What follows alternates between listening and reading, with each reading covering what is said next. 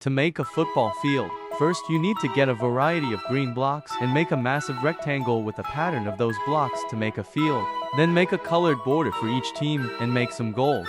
And to make the football, get a birch wood and a sulfur cube and put it in the middle of the map. If you want to use it with your friends, throw an invisibility potion on the sulfur cube to make it more realistic. But if you want an NPC match, name some Vindicators Johnny, and they'll start hitting the ball. Goal.